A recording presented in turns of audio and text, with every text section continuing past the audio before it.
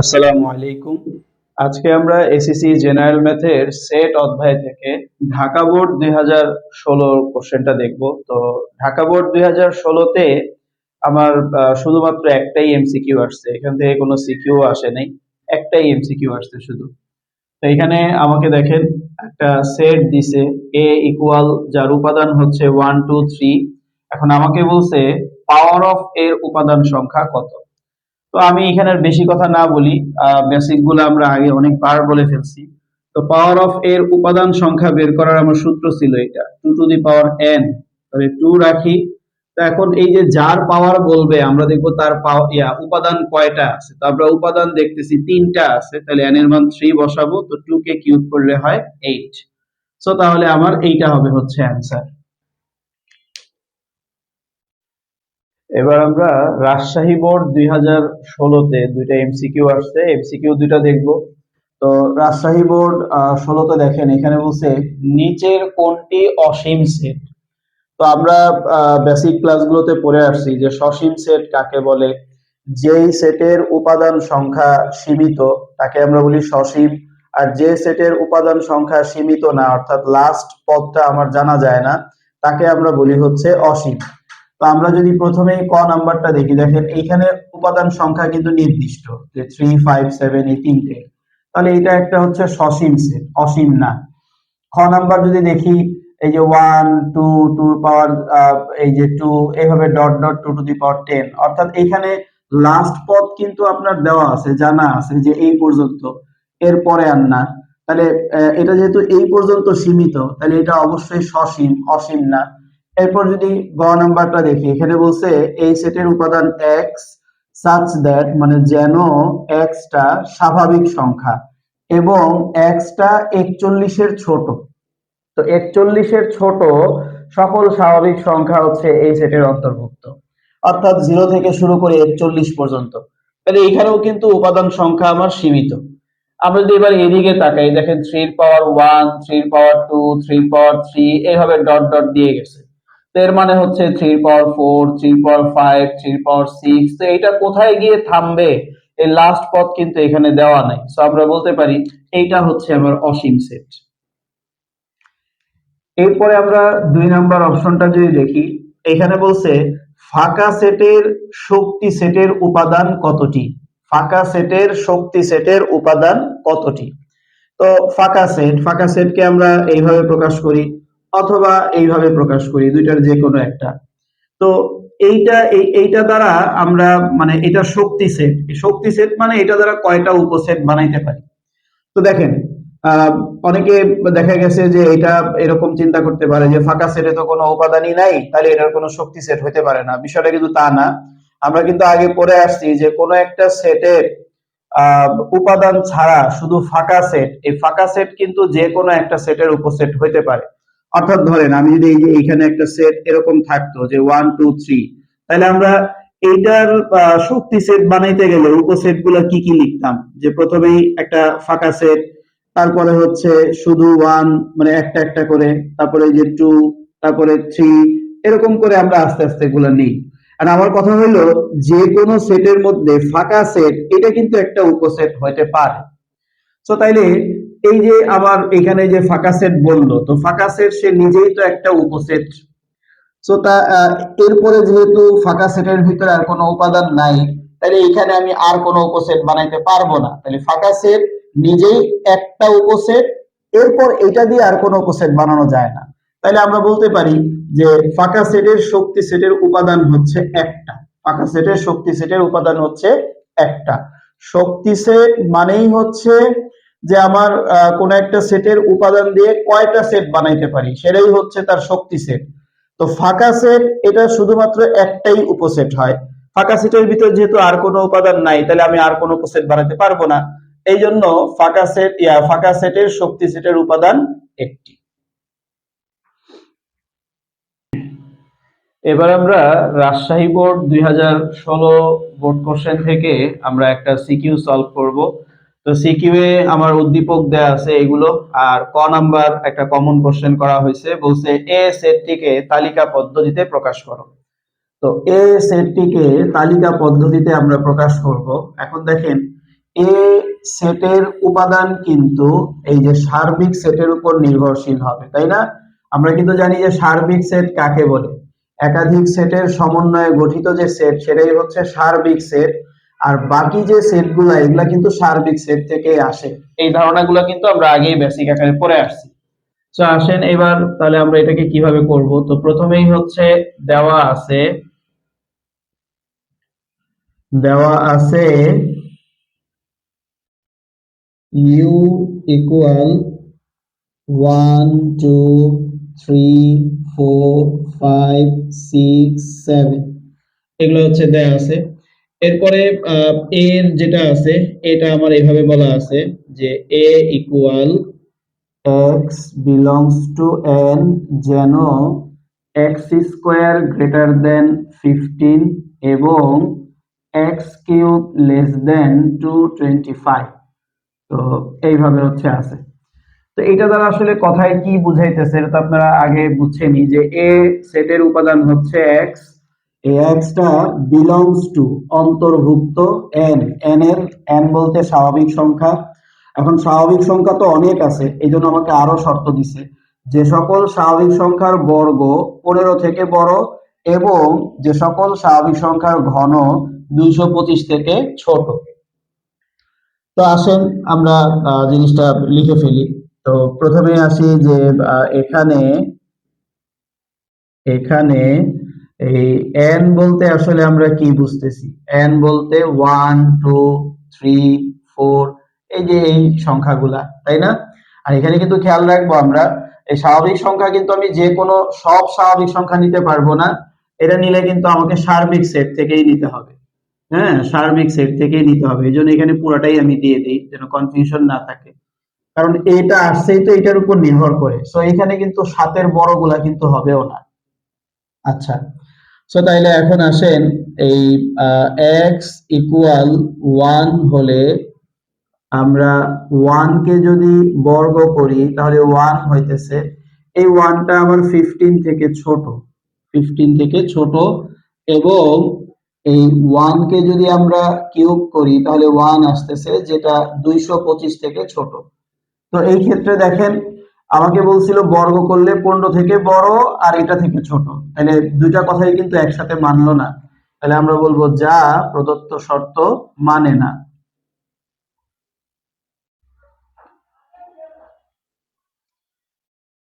এবার x equal 2 হলে 2 কে যদি আমরা বর্গ করি তাহলে আসবে হচ্ছে 4, 4 টাও কিন্তু আপনার 15 এর ছোট এবং 2 টাকে যদি আমরা কিউব করি তাহলে হয় 8, এটাও 225 এর ছোট।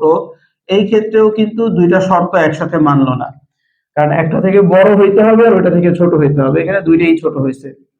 আবার আসি x ইকুয়াল 3 হলে 3 কে যদি আমরা বর্গ করি আসবে হচ্ছে 9, এটাও 15 থেকে ছোট এবং 3 কে যদি আমরা কিউব করি হবে 27, এটা 225 থেকে ছোট।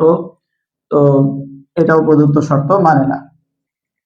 সো x ইকুয়াল 4 হলে 4 কে যদি আমরা বর্গ করি আসে 16, এটা কিন্তু 15 থেকে বড়, এটা 15 থেকে বড় এবং আমরা 4 কে যদি কিউব করি তাহলে হবে হচ্ছে 64, এটা আবার 225 থেকে ছোট। এই ক্ষেত্রে প্রদত্ত শর্ত কিন্তু মানে, যা প্রদত্ত শর্ত মানে, কারণ বর্গ করলে 15 থেকে বড় আর ঘন করলে 64 থেকে ছোট। তো এবার আসি x ইকুয়াল 5 হলে 5 কে যদি বর্গ করি তাহলে 25, এটা আমার 15 থেকে বড় এবং 5 কে যদি আমরা কিউব করি তাহলে আসে হচ্ছে 125, তো এইটা আমার 225 থেকে ছোট, 225 এটা থেকে ছোট, তাহলে এই ক্ষেত্রেও আমার প্রদত্ত শর্ত মানে। আমরা x ইকুয়াল 6 হলে 6 কে যদি আমি বর্গ করি তাহলে আসবে হচ্ছে 36, তো 36 এটা কিন্তু 15 থেকে বড় এবং 6 কে যদি আমরা কিউব করি তাহলে আসবে হচ্ছে 216, এই 216 এটা কিন্তু 225 থেকে ছোট, 225 এটা থেকে ছোট, এই ক্ষেত্রেও প্রদত্ত শর্ত মানে। আমরা x ইকুয়াল যদি 7 নিই তো 7 হলে 7 কে স্কোয়ার করলে হয় 49, যেটা গ্রেটার দেন 15 এবং আমরা 7 কে যদি কিউব করি তাহলে আসবে হচ্ছে 343 যেটা আমার 225 থেকে বড় হয়ে যায়, 225 থেকে বড় হয়ে যায়, যা প্রদত্ত শর্ত মানে না। সো এরপরে আমরা বুঝতেই পারতেছি যে আমরা 7 থেকে শুরু করে এরপর যদি 8 নেই তো 8 এর ঘন 225 থেকে বড়, 8 9 10 এবং সবগুলোই কিন্তু আপনার 225 থেকে বড় হবে। তো 225 থেকে বড় হলে তাহলে তোর প্রদত্ত শর্ত মানতেছে না, ঘন করলে 225 থেকে ছোট হওয়া লাগবে। তো তাহলে আমরা এরপরে লিখবো যে পরবর্তীতে 6 এর বড় সকল স্বাভাবিক সংখ্যার জন্য আমার প্রদত্ত শর্তটি মানে না, কিংবা আমার 6 এর বড় তো দরকারও নাই, কারণ আমার এখানে 7 পর্যন্ত হচ্ছে সার্বিক সেট আছে। তো আমরা দেখতেছি 7টা শুধু মানে না আর বাকি সব ক্ষেত্রেই মানে।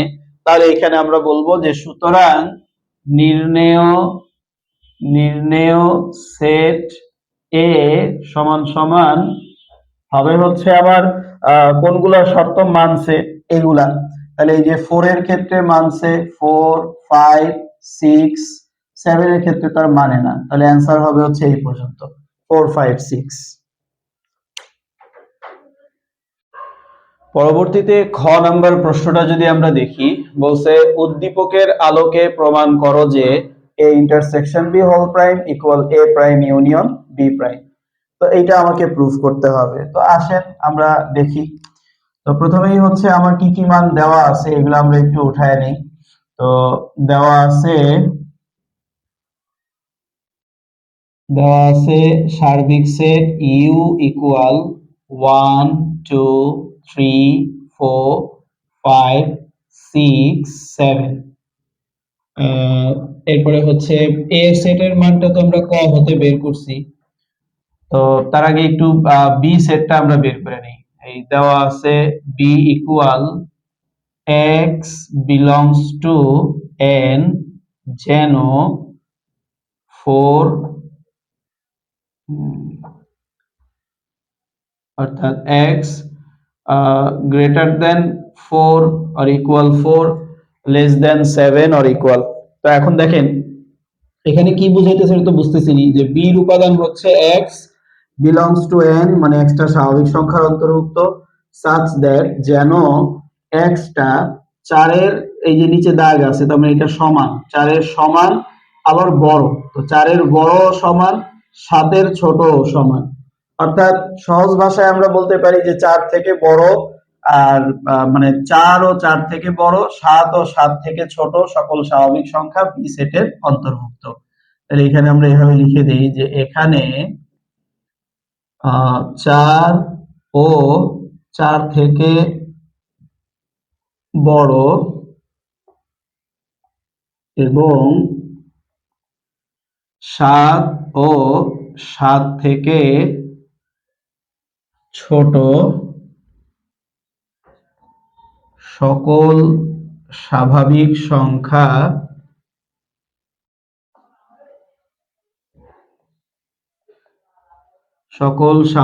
সংখ্যা বি সেটের অন্তর্ভুক্ত।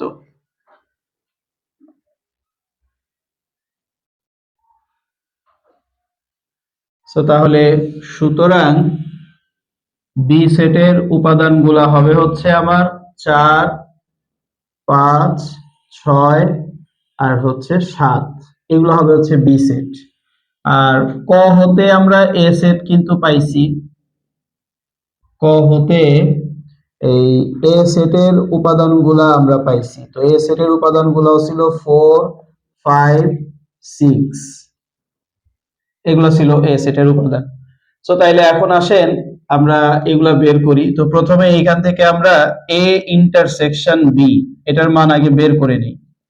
তো এ ইন্টারসেকশন বি, প্রথমে এ সেট আছে তাহলে এ সেটের উপাদান লিখলাম 4 5 6 ইন্টারসেকশন বি, বি সেটের উপাদান আছে 4 5 6 7। সো ইন্টারসেকশন দুইটা সেটের মাঝখানে থাকলে আমরা জানি অ্যান্সার হবে কমন উপাদান, অর্থাৎ যে উপাদান দুইটাতেই আছে। তো 4 দুইটাতেই আছে, 5 দুইটাতেই আছে, 6 ও দুইটাতেই আছে, তাহলে এ ইন্টারসেকশন বি হবে এইটা। তো এবার আসি, সুতরাং আমার লেফট সাইড, এটা যদি আমরা এখন নেই, তো লেফট সাইডে আছে হচ্ছে A intersection B whole prime. So A intersection B whole prime মানে হচ্ছে যার উপরে প্রাইম থাকবে তাকে আমরা সার্বিক সেট থেকে বাদ দেই। তো U minus A intersection B. তো প্রথমে ইউ এর জায়গায় ইউ এর উপাদান বসাবো। 1 2 3 4 5 6 7 মাইনাস এ ইন্টারসেকশন বি এর মান আসছে 4 5 6। তো এখন আসেন, আমরা তো জানি মাইনাসের পরে যারা আছে সবাই বাদ, তাদেরকেও এইখানে থাকলে তারাও বাদ। তো আমরা দেখতেছি 1 ওইখানে নাই, তাহলে 1 থাকবে, 2 ও নাই, 3 ও নাই। এছাড়া 4 5 6 আছে, কিন্তু 7 আবার নাই, তাহলে এইটুকু থাকবে হচ্ছে অ্যান্সার। লেফট সাইড পাইলাম হচ্ছে আমরা এটা। দেন এখন আমরা যদি রাইট সাইডটা দেখি, তো রাইট সাইডে আপনার আছে হচ্ছে এ প্রাইম। তো এ প্রাইম মানে হচ্ছে ইউ মাইনাস এ। তো সার্বিক সেটের উপাদানগুলো হচ্ছে 1 2 3 4 5 6 7 মাইনাস এ সেটের উপাদানগুলো যদি দেখি, এ সেটের উপাদানগুলো আছে 4 5 6 4 5 6। তো ওই যে মাইনাসের পরে সবই বাদ, তাদেরকে ওইখানে থাকলে তারাও বাদ। তাইলে এইখানে 1 ওইখানে নাই, 2 নাই, 3 নাই, এরপরে হচ্ছে 4 5 6 আছে, 7 নাই, তাহলে এটা থাকবে 1 2 3 7। এরপরে আমরা যদি বি প্রাইম এটা বের করতে চাই, তাহলে B prime. So B prime মানে হচ্ছে ইউ মাইনাস বি। তো ইউ ইউ হচ্ছে 1 2 3 4 5 6 7 মাইনাস বি। বি হচ্ছে আপনার 4 4 5 6 7 4 5 6 7। সো তাহলে 1 ওইখানে নাই, 2 ওইখানে নাই, 3 ওইখানে নাই, 4 5 6 7 এখানে আছে, তাহলে এগুলো বাদ, তাহলে থাকবে হচ্ছে এটা। সো এইবার এ প্রাইম ইউনিয়ন বি প্রাইম এটা আমার বের করতে হবে। সো এটা আমি এই সাইডে লিখে দিই। তাহলে সুতরাং এ রাইট সাইড এটা যদি আমরা নেই, রাইট সাইড, তো রাইট সাইডে আছে হচ্ছে আপনার A prime union B prime. So এখন এ প্রাইমের জায়গায় আমরা এ প্রাইমের মানটা বসায় দিই। এ প্রাইমের মান আমরা পাইছি হচ্ছে 1 2 3 7 ইউনিয়ন বি প্রাইম। তো বি প্রাইমের মান আমরা পাইছি হচ্ছে 1 2 3 1 2 3। এরপর এখন ইউনিয়ন মানে কি? ইউনিয়ন মানে হচ্ছে সবই নিব, একই জিনিস দুইবার না। তাহলে ছোট থেকে বড়তে নেই, 1 2 3 এগুলা আছে, তারপরে হচ্ছে 7 আছে। সো এই যে সবই নিলাম, একই জিনিস দুইবার না। এখন আমরা যদি লেফট সাইডের দিকে লক্ষ্য করি, এই যে লেফট সাইডের দিকে যদি আমরা লক্ষ্য করি, দেখেন এখানে যে মানটা আসছে, আবার রাইট সাইডেও কিন্তু দেখেন একই মান আসছে। সো তাইলে আমরা বলতে পারি যে সুতরাং left side equal right side, এইটা প্রমাণ হয়ে গেল, প্রুফড। এবার আমরা রাজশাহী বোর্ড 16 সালের গ নাম্বার কোশ্চেনটা যদি দেখি, এখানে বলছে সি সেটের উপাদান সংখ্যা n হলে দেখাও যে পাওয়ার অফ সি এর উপাদান সংখ্যা 2 টু দি পাওয়ার n কে সমতুল করে।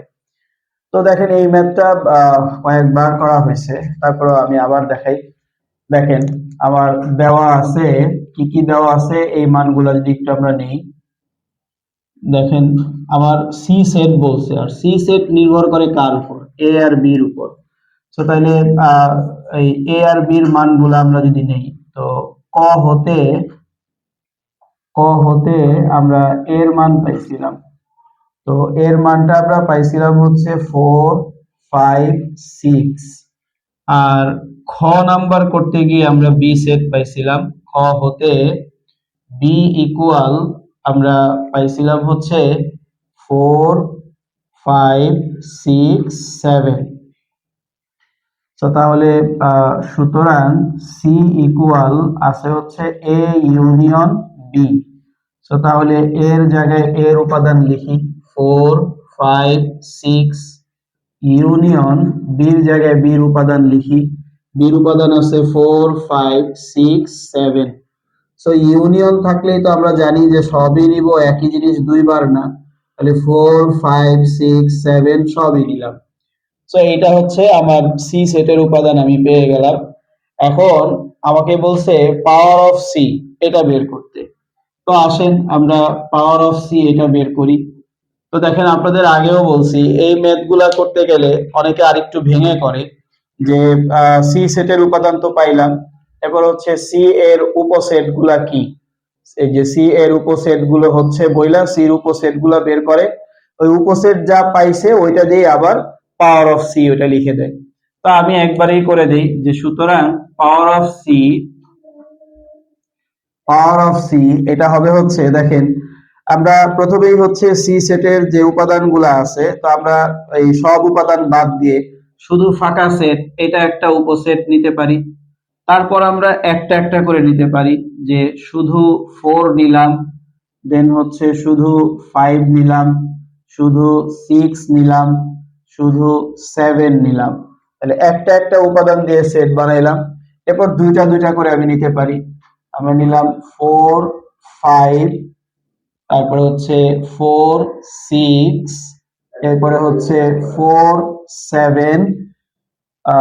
তাহলে 4 দিয়ে হচ্ছে আমরা নিলাম, এরপরে আসেন এই 5 6, তারপরে হচ্ছে 5 7, এরপরে হচ্ছে আবার 6 7 6 7।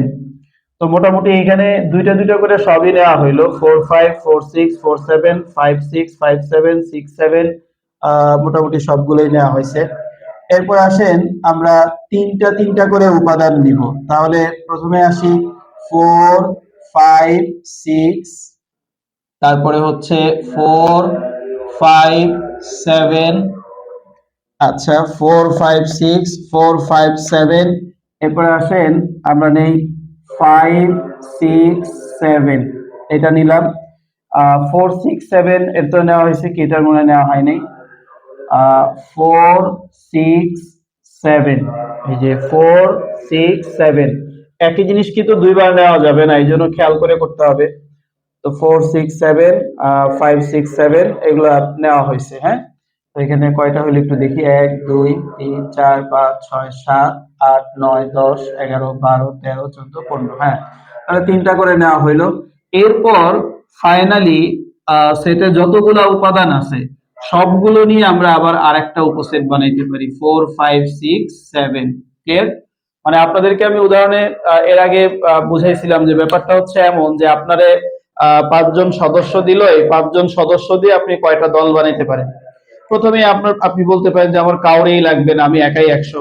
তাহলে শুধু ফাঁকা সেট এটা দিয়ে আপনি একটা দল বানাইতে পারেন, এটা আপনার একটা পাওয়ার। আবার হচ্ছে না, আপনি একটা একটা করে গ্রুপ তৈরি করে দিলেন, বা দুইটা দুইটা করে, বা তিনটা তিনটা করে, বা সবাই মিলে একসাথে একটা গ্রুপ তৈরি করে দিলেন। তো এটাই হচ্ছে আমার ওই সেটের পাওয়ার বুঝায়। তাহলে পাওয়ার অফ সি এটা আমরা পাইলাম। এখন আসেন এখানে এখানে আমার সি সেটের উপাদান সংখ্যা, সি সেটের উপাদান সংখ্যা এটা হচ্ছে আমার n। তো n ইকুয়াল, সি সেটের উপাদান সংখ্যা n ইকুয়াল কয়টা আছে আমার, 4টা আছে, তাহলে n ইকুয়াল 4। আর পাওয়ার অফ সি এর উপাদান সংখ্যা যদি আমরা চিন্তা করি, তো পাওয়ার অফ সি এর উপাদান সংখ্যা দেখেন আমরা যদি গুনি তাহলে এখানে হবে হচ্ছে 16টা। তো পাওয়ার অফ সি এর উপাদান সংখ্যা হচ্ছে 16। তো 16কে আমরা চাইলে এইভাবে লিখতে পারি 2 টু দি পাওয়ার 4। তাহলে এখন আসেন 2 রাখলাম। এখন খেয়াল করেন এই যে n ইকুয়াল 4 বা 4 মানে n লিখতেই পারি, এই যে 4 এর জায়গায় আমি n লিখতে পারি। তাহলে দেখেন পাওয়ার অফ সি এর উপাদান সংখ্যা 2 টু দি পাওয়ার n হইল। তাই আমি বলতে পারি সুতরাং পাওয়ার অফ সি এর উপাদান সংখ্যা